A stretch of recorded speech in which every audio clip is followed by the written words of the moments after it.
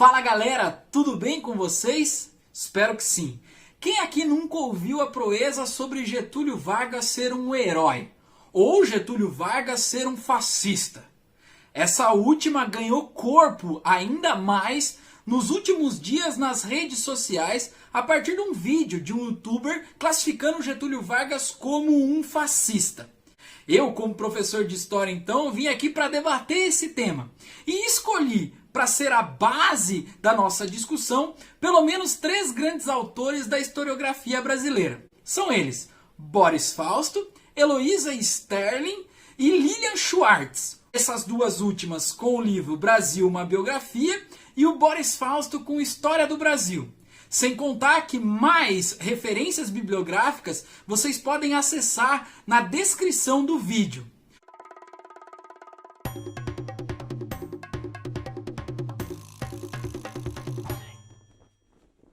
Antes da gente começar o nosso vídeo, eu queria pedir para vocês curtir o nosso canal, também curtir o vídeo e ativar o sininho. Sendo assim, eu tenho mais motivação para produzir vídeos como esse e você também pode ter acesso a conhecimentos da história brasileira. Vamos direto ao assunto. Getúlio Vargas é um fascista ou não é um fascista? Eu vou logo dizendo para vocês que há certo consenso na historiografia brasileira em afirmar que o Getúlio Vargas não é um fascista. Mas isso só pra gente nesse vídeo não basta. Eu quero mostrar para vocês quais são os problemas, as contradições do governo Vargas e o que a gente pode considerar fascistizante e quais são as características que esses historiadores levaram em consideração para colocar o Vargas como um não fascista. Quando a gente fala de Getúlio Vargas, nós precisamos compreender que ele foi o presidente que mais governou o Brasil. São cerca de 18 anos, separado em 2 períodos, um de 30 a 45 e o outro de 51 a 54. Nesse primeiro período, nós temos ainda 3 subdivisões. O período que ele é chamado de provisório, o segundo de constitucional e o terceiro de ditadura Vargas ou de Estado Novo. É esse o período que importa pra gente, que ele ficou concebido como Getúlio fascista ou Getúlio autoritário. Para a gente falar do Estado Novo, nós precisamos entender qual é o contexto histórico e qual é o contexto internacional e nacional para que Vargas consiga assumir o poder. Bom, a década de 30 ela é marcada por pelo menos 2 grandes eventos históricos anteriores. O primeiro, da segunda década do século XX, que foi a Primeira Guerra Mundial, marcada por uma violência extrema e marcada pela guerra de trincheiras e do imperialismo europeu que acabou entrando em choque uma potência com a outra. O segundo ponto é a crise de 29, que aconteceu nesse mesmo ano e que trouxe consequências gravíssimas do ponto de vista econômico e social para a Europa, para os Estados Unidos e também para o Brasil. Aqui no Brasil, a nossa elite oligárquica, mais conhecida também como a elite cafeicultora paulista, sofreu muito com o estremecimento das suas bases econômicas, visto que os Estados Unidos e a Europa não conseguiam mais comprar o café a um preço que relativamente eles compravam anteriores ao evento da crise. Então, já que os seus pilares econômicos foram abalados, os seus pilares políticos de sustentação da República Oligárquica também foram abalados. E isso criou toda uma situação histórica para que novos agentes políticos e novos atores sociais ganhassem corpo e passassem a disputar o Estado brasileiro. E é nesse cenário que o Getúlio Vargas vira um grande agregador de várias forças políticas e consegue chegar à administração do Estado brasileiro. E o Getúlio Vargas, como um agente político sagaz, conciliador, inteligente e que conseguia fazer uma leitura histórica muito profunda do que estava acontecendo, do que tinha acontecido, ele acabou dançando conforme a música em vários momentos históricos. Isso significa que ele estava atento no que estava acontecendo internacionalmente e tentou se apropriar dessas características para trazer aqui para o Brasil também, mas nós tivemos características próprias do autoritarismo brasileiro e do populismo brasileiro miscigenados na forma de administrar o Estado. Quando a gente fala do Vargas no Estado Novo, nós precisamos compreender que a composição desse Estado Novo é uma composição que está muito vinculada à conjuntura internacional. Então, não necessariamente as características presentes nesse Estado faz dele um Estado fascista. Então, a primeira política que a gente tem que compreender é que o Estado Novo foi um Estado antiliberal. Isso significa que o liberalismo estava em crise no imaginário social pós-crise de 29. É fácil de compreender, por exemplo, que o liberalismo econômico foi abandonado pelos Estados Unidos a partir do governo Roosevelt. É fácil a gente compreender também que Hitler, Mussolini também abandonaram o liberalismo como uma política econômica dos seus Estados-nação.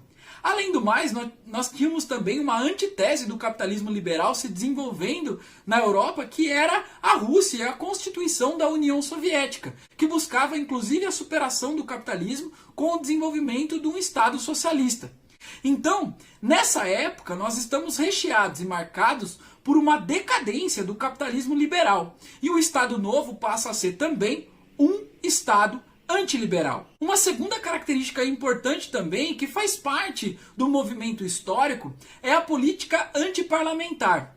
Então, Mussolini, Hitler construíram os seus estados afastando o legislativo do poder, ou seja, fortalecendo o poder executivo e tornando ele primordial e necessário para o desenvolvimento das suas políticas. Aqui no Brasil, essa inspiração também foi absorvida pelo Vargas e ele implantou um Estado antiparlamentar, fechando assembleias estaduais, fechando câmaras municipais e Assembleia Federal, e consolidando o poder executivo como poder único e central no Estado brasileiro. A forma com que nós vamos chegar no Estado Novo é muito interessante, principalmente porque isso traz uma referência e um pezinho do Vargas no fascismo. O bode expiatório da vez, mais uma vez, na verdade, foram os comunistas, e também com pitadas de antissemitismo.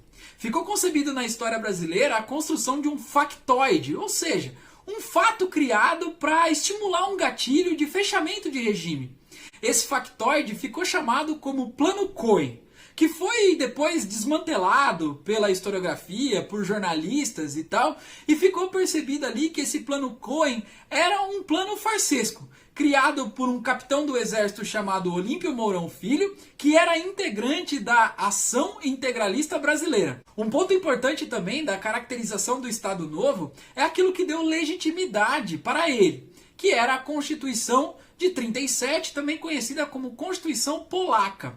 Essa Constituição Polaca ela foi pensada pelo ministro da Justiça do Vargas, chamado Francisco Campos, que teve como inspiração a Constituição semifascista da Polônia. E trouxe para cá então uma Constituição que era altamente centralizadora, que acabava com os partidos políticos, que não priorizava liberdades individuais e que implantava e criava no Brasil as bases do antiliberalismo e do antiparlamentarismo. Essa Constituição também tinha como objetivo formar as balizas capilares da organização sindical no Brasil. A gente chama de corporativista, cujo objetivo era o Estado ser o grande mediador das relações entre trabalhadores e os donos dos meios de produção. Outro fator que a gente vincula Vargas ao fascismo é a personificação do poder. Quando a gente fala dele, a gente lembra especificamente dele sendo representado nos materiais didáticos, sendo representados em imagens, em campanhas publicitárias, no rádio com a Hora do Brasil e nas campanhas massivas que a gente vai ter de marchas, de desfiles cívicos, de culto à moralidade, que levava o Vargas como uma figura representativa do patriotismo brasileiro. Todos esses pontos elencados, muitas vezes tentam engessar o que o Vargas foi para a gente colocá-lo dentro do espectro fascismo, dentro do conceito fascismo. Mas nós temos que problematizar e mostrar quais eram as características específicas do varguismo que ele ia para além do fascismo. Agora, o que colocava o Vargas como um não fascista e o que era valorizado por esses historiadores brasileiros, nós vamos falar exatamente agora. O primeiro ponto é que o Vargas não fazia estritamente um culto à violência, uma celebração à violência, como os regimes fascistas faziam. O governo Vargas era violento, havia perseguição aos opositores, perseguição aos comunistas, perseguição a todos aqueles que tentavam questionar a sua autoridade. É importante a gente lembrar que o Vargas não utilizava a violência como um agente de mobilização social. Ou seja, ele não fazia discursos da violência, da guerra, para tentar criar coesão social. Mas é claro que nós temos representantes do militarismo brasileiro, das Forças Armadas brasileiras, dentro do Estado brasileiro. Então, veja que interessante, a política do Vargas está muito mais vinculada ao autoritarismo e a um apoio das Forças Armadas como se fosse tutora do Estado brasileiro, do que, na verdade, utilizar, a retórica da guerra para criar agentes, milícias armadas no território brasileiro para defender o seu governo. Inclusive, o ministro da Justiça, Francisco Campos, vai tentar organizar uma juventude aqui no Brasil, baseada um pouco naquilo que foi a juventude hitlerista. E o Vargas, quando recebe esse projeto da Organização Nacional da Juventude, ele recusa a ideia de criar uma milícia armada vinculada a aspectos morais e cívicos. Um segundo ponto importante também nesse espectro, que não liga o Vargas ao fascismo, é que ele não tinha um discurso do retorno. Esse chamado discurso do retorno, que aconteceu com os fascistas na Itália, fazendo vínculo ao Império Romano e à sua glória, que aconteceu com Hitler, lembrando dos arianos e o passado glorioso, não aconteceu com os brasileiros. Principalmente porque o Vargas criou uma identidade brasileira valorizando aspectos muitas vezes de uma cultura que foi subjugada no passado, trazendo elementos, por exemplo, da cultura negra, é claro, com elementos de branqueamento dessa cultura, mas que em nenhum momento da história brasileira havia sido valorizado. Um terceiro ponto muito importante é a não existência de um partido único durante o Estado Novo. Na verdade, não existia partido. Essa construção partidária em cima de um partido único fazia com que fosse construído nesses estados fascistas um Estado glorioso, um Estado eterno e de perspectiva imperial, de dominação de outros povos e, consequentemente, a imortalidade do Império. Quarto ponto essencial que a gente tem que lembrar é que o Vargas se apropriou e perseguiu os representantes do fascismo aqui no Brasil, que era a Ação Integralista Brasileira. Isso demonstra que a relação do Vargas com o fascismo, ela é paradoxal, ela tem várias contradições, principalmente porque Vargas era um grande conciliador quando dispunha de vários agentes políticos, mas quando o negócio apertava, ele era um grande autoritário. Daria até pra gente classificar aí o Vargas com certo apelo ao positivismo, ao cientificismo, à valorização da ciência e da intelectualidade como um desenvolvimento e uma força motora dessa sociedade que ele acabou liderando.